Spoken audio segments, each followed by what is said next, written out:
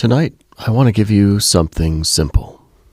Not a lesson, not an argument, not a performance. Just a winter room, a small room where the world slows down long enough for you to hear your own life again. Because winter does something strange to time. It stretches it. It thins it. It makes the quiet louder. And that is exactly why people have always told stories in winter. Not because everything is cozy, but because everything is real.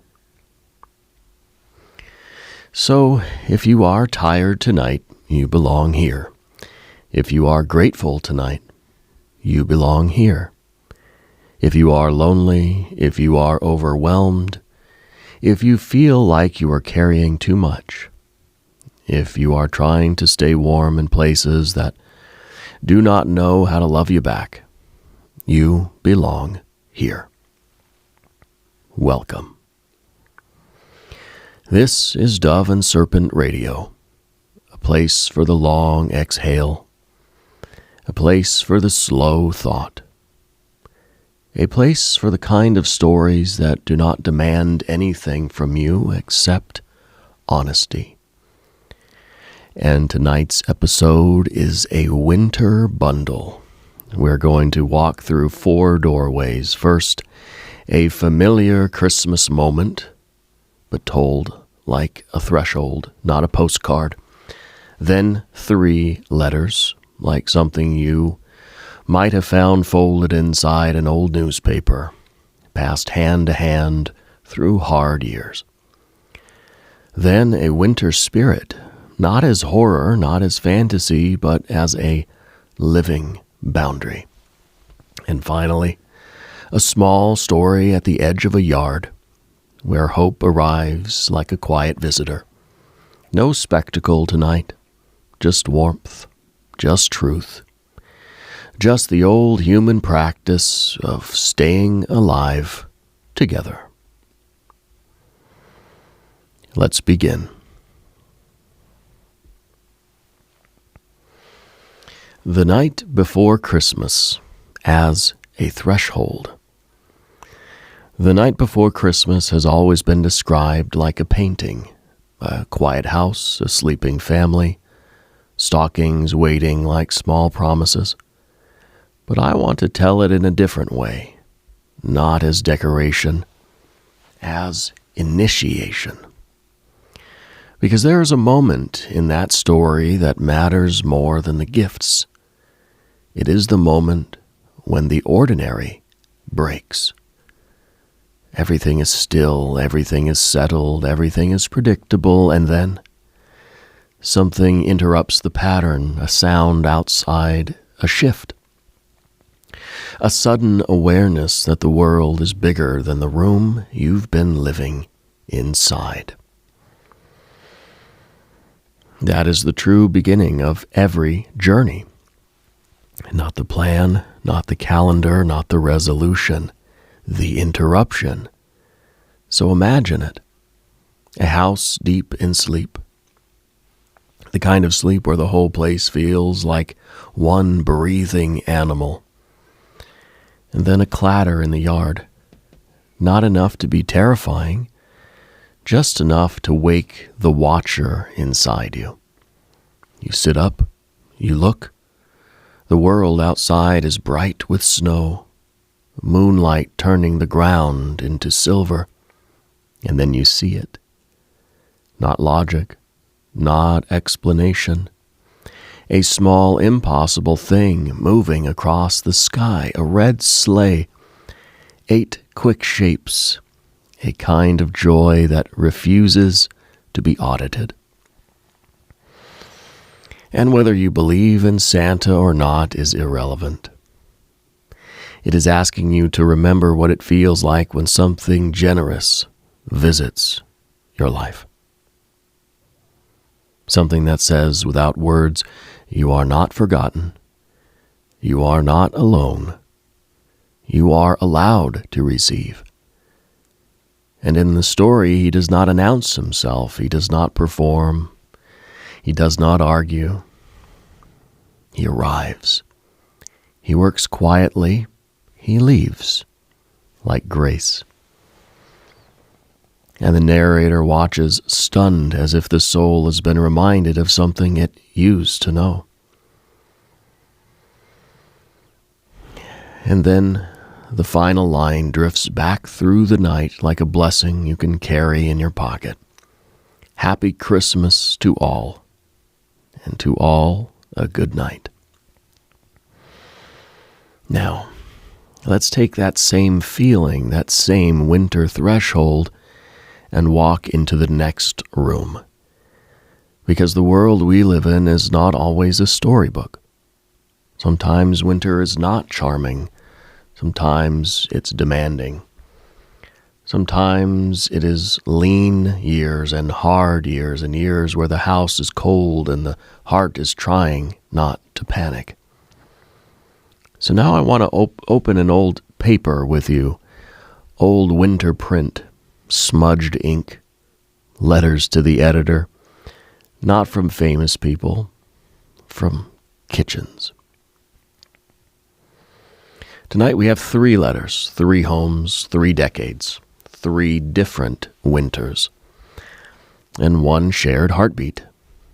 We don't have much, we're doing our best, and somehow we are still laughing.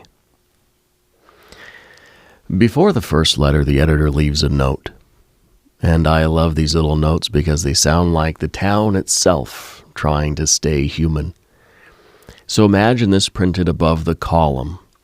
This letter comes from a mother who appears to be surviving the season with blankets, humor, and something resembling cocoa. And we share it as proof that laughter is not rationed. Letter 1. To the editor, if you print this, please inform Winter that it has proven its point and may now go do something else. Our house is cold enough to preserve history. The windows have grown their own artwork, delicate frost that looks better than anything we could afford to hang. The stove makes noises like an old man complaining, but it is still working, which feels like a theme in this household.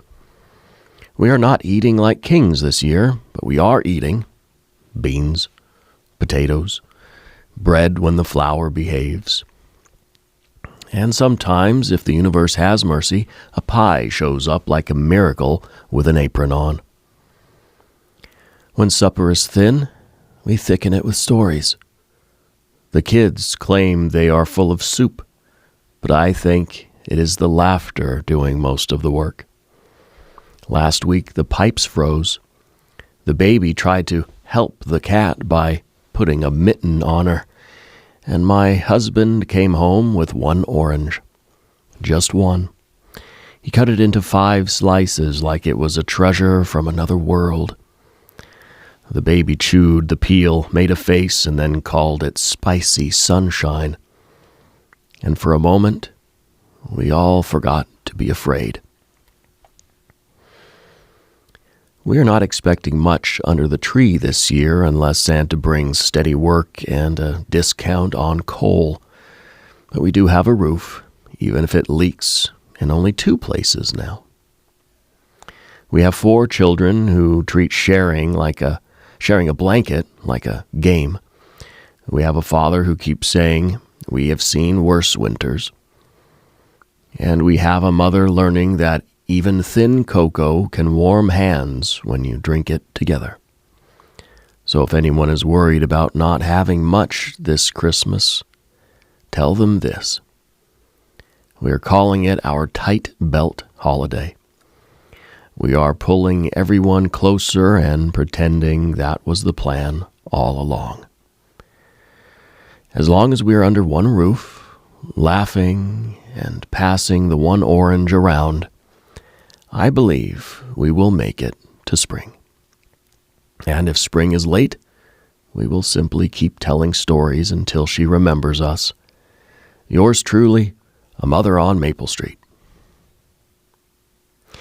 And under that letter, the editor adds one final note. The kind Towns used to write like a wink through hardship.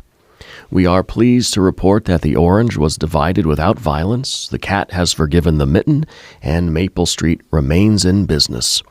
Readers are encouraged to try their method.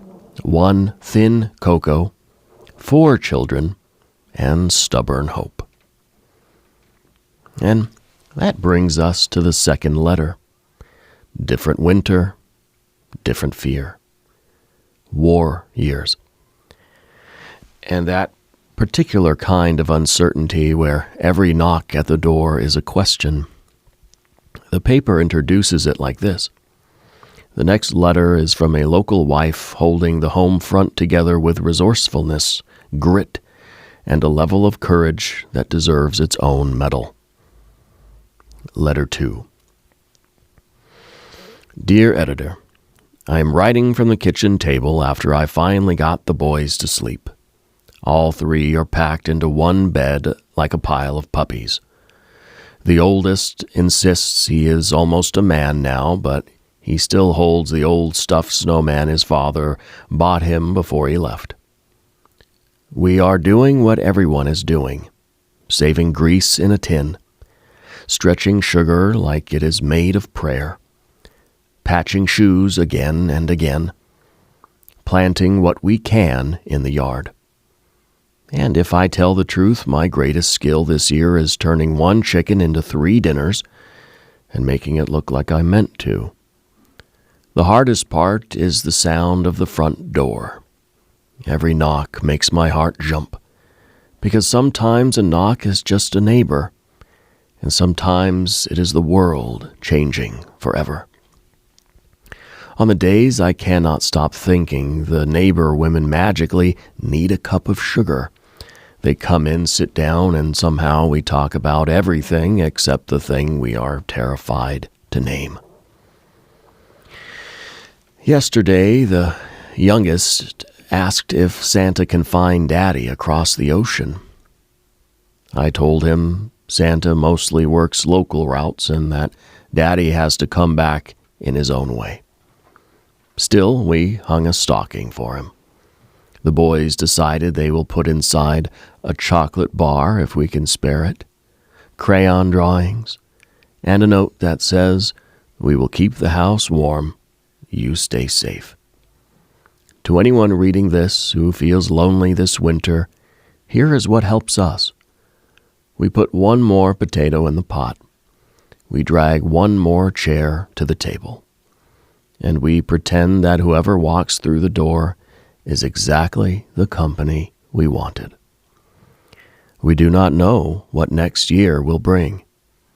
But tonight the pipes are making their usual complaints, the wind is loud, and the 4 of us in this house are alive together, eating plain stew, and somehow still laughing.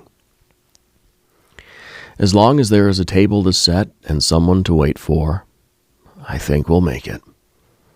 With winter wishes from our kitchen, a soldier's wife. And of course the editor responds, because editors were half newspaper, half community hearth. We thank our chief morale officer for this report from the kitchen front. To every home with a stocking hung for someone far away, the whole town stands beside you. Now, the third letter. This one is later, a different decade, a different kind of hardship, the kind that looks from the outside like inconvenience, until you are the one trapped inside it, snowed in, cabin fever, children with endless energy, and a family trying to turn irritation into comedy before it turns into a fight. The paper introduces it like this. Our final letter comes from a household surrounded by snow and children. We are pleased to report that, despite certain casualties, their humor remains intact. Letter 3. To our local paper, We thought the town might enjoy an update from the Henderson residents currently snowed in and slightly losing our minds. The driveway has vanished beneath a drift that looks large enough to rent out as a small apartment. The car is stuck. The mailman has not been seen in 2 days. We have decided to run our own news broadcast from the living room, 8 o'clock. Dad announces he will defeat the driveway with one heroic shovel. 8:10, Dad returns and says the snow is considering his proposal. 8:30, the children turn the front steps into a slide. 9 o'clock, Mom hangs wet mittens on every chair and calls it interior decorating. We have experienced minor disasters. One mitten nearly baked in the oven but survived. A snowball fight that began outside and somehow ended inside. A lamp that did not make it. And the dog who stole half a gingerbread man and then acted personally offended when accused. But we have also had good moments. A daughter reading the catalog to her brother like it is a fairy tale, describing every toy as if we might own the whole world someday. A husband standing at the window, red-faced from shoveling approximately 5 feet and saying, "If we cannot get to town, town cannot get to us either, so I suppose we're even." Tonight's supper will be potato soup and the last of the carrots. We will eat at the kitchen table while socks dry on a chair. We will complain about the cold. Then we will brag about how tough we are. Then we will complain again. That appears to be our winter tradition. To anyone buried under more than just snow, here is what we've learned. Being stuck with your family is still better than being stuck without them. Shared soup tastes better than eating alone, even when it's thin. And if the wind gets too loud, turn up the laughter until it has competition. One day the plow will remember our street. The mail will return. The dog will stop smelling like wet mittens. Until then, we will pull the blankets tighter and keep the stove going. The storm can knock, but it cannot come in. From our crowded, noisy, grateful house, the Henderson family. And then the editor with the final wink. When the snow clears, we suggest someone gift this family a new lamp and perhaps a medal for surviving wet mittens with dignity. Now, let's step back. 3 kitchens, 3 winters, 3 versions of the same vow.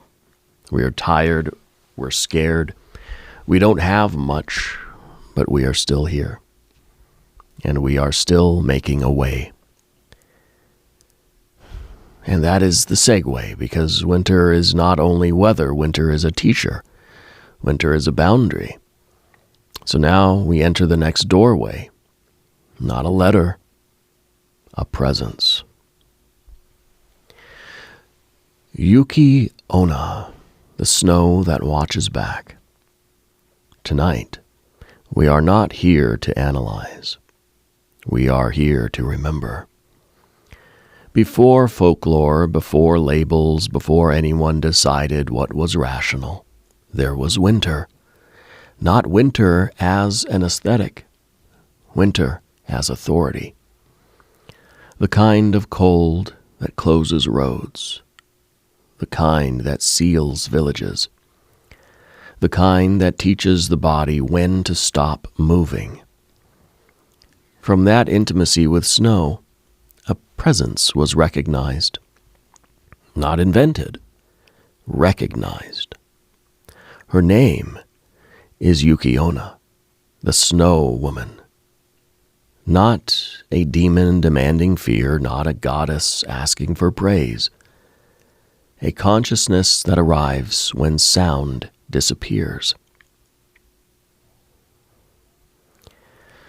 In the old stories, she appears in the mountains, a pale figure. dark hair against white, a face like moonlight.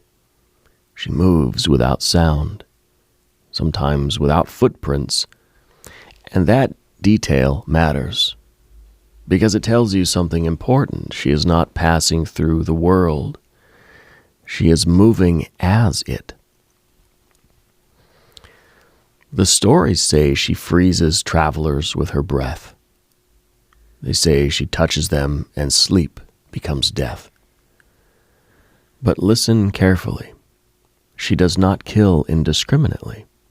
She spares children. She spares the humble. And sometimes she spares someone for reasons the mind cannot simplify. This unsettles modern people because modern people want fairness. Nature does not promise fairness. Nature promises truth. And in some versions, she leaves a warning. Do not speak of me. And when the promise is broken, the punishment is not theatrical. It is slow. Warmth leaves the body. Joy thins out. Relationships cool. Not because she is cruel, but because consequences are sacred. So here's what I believe. Yuki Onna is not a monster. She does not trick. She does not lie. She does not delight in suffering. She behaves like a spirit of place, a living law. She does not want worship. She wants recognition. You do not summon her. You meet her when you cross a threshold without listening.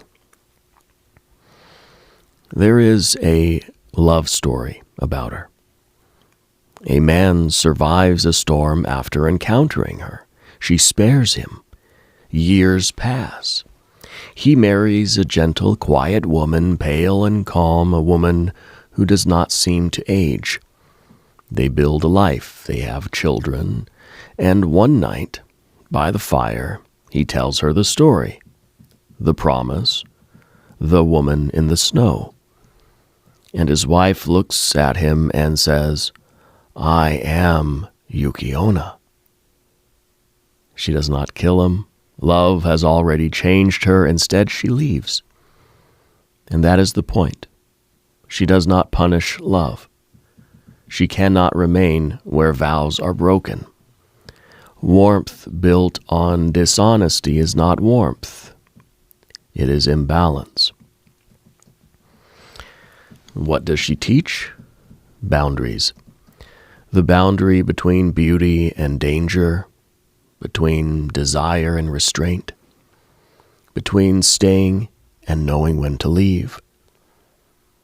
She is the feminine that does not soften itself to be understood. She is stillness with teeth. And the old reverence for her was practical. No grand temples, no elaborate chants. People honored her by not traveling in storms, offering something small at the edge of the mountains, teaching children silence in snow, bowing before crossing frozen ground, not praise, alignment. You can meet her now in your life without any belief at all. You meet her when you choose stillness over force, when you stop trying to wrestle your grief into a lesson, when you accept an ending without trying to decorate it, when you respect a boundary that does not explain itself. If you want to offer her something tonight, do it simply.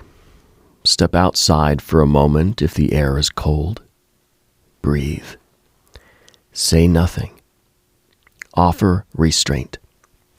Offer respect. She listens. Yuki Onna is not here to frighten you. She is here to remind you.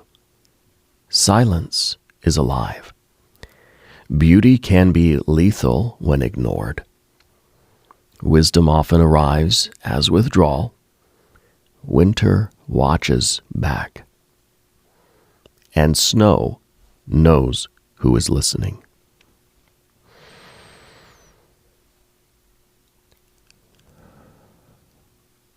Now, we leave that mountain, and we return to something smaller. A yard, a hedge, a handful of animals, and a new year arriving like a quiet correction.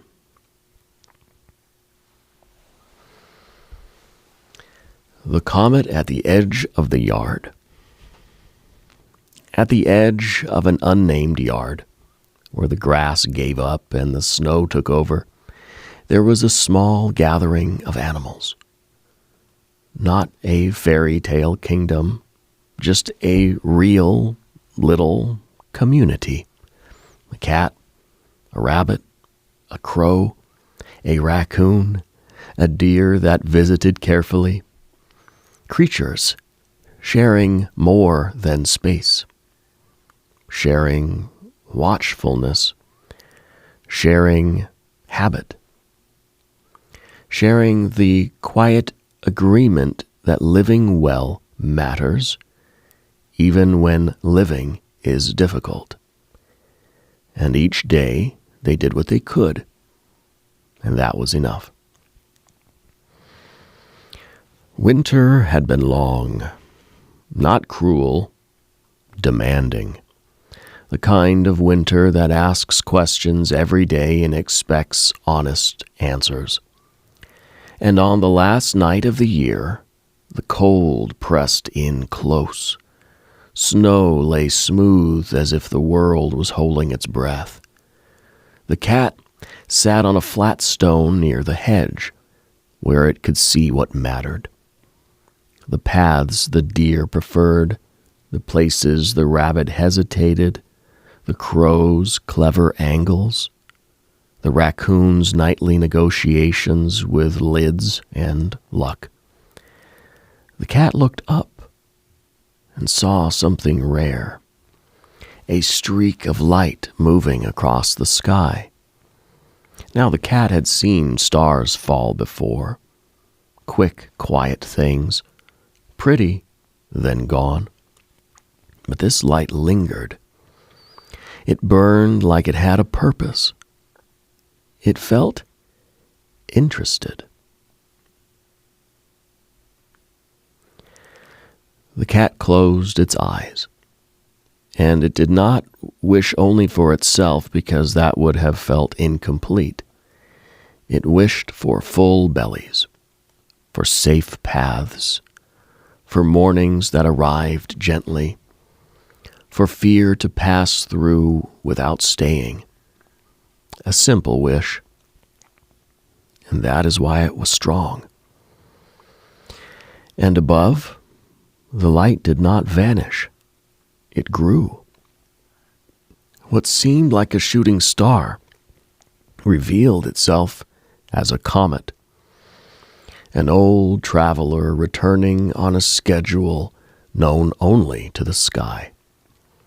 It had passed this place before when the hedge was younger and the yard was wider, and it recognized the feeling rising up to meet it. The air shifted. The crow felt it first.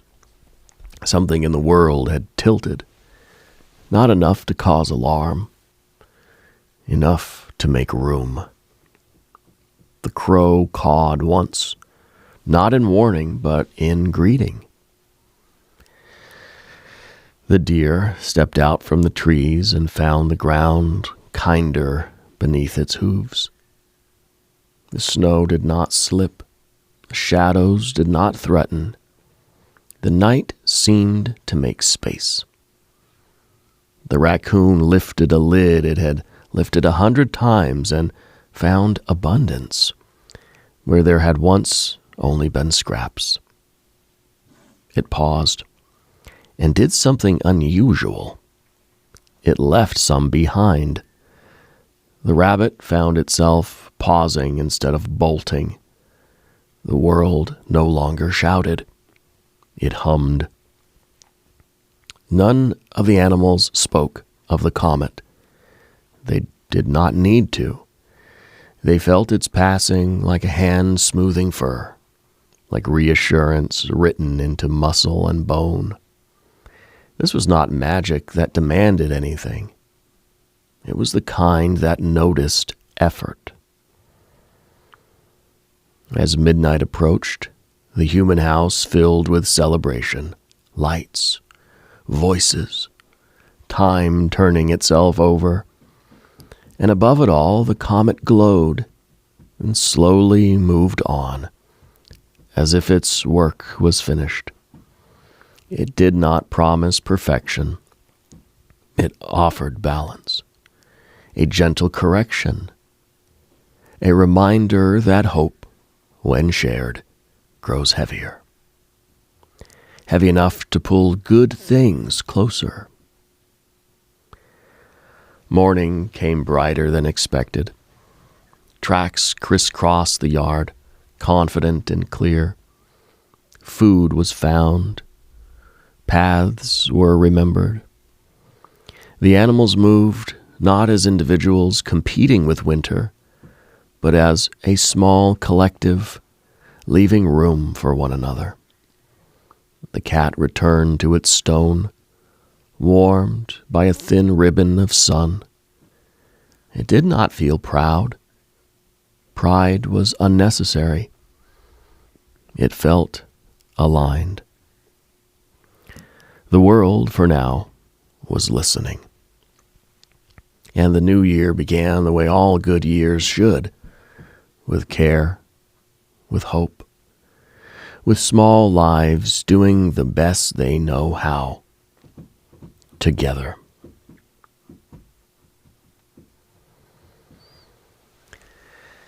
So that is tonight's winter bundle. A threshold in a quiet house, 3 letters from 3 kitchens, a snow spirit reminding you that boundaries are holy, and a comet that does not fix everything, but softens the world just enough for effort to be rewarded.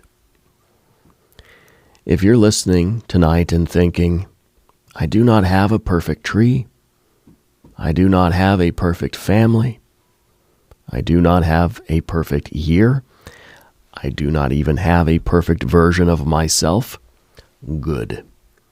Because perfection was never the point. The point is warmth.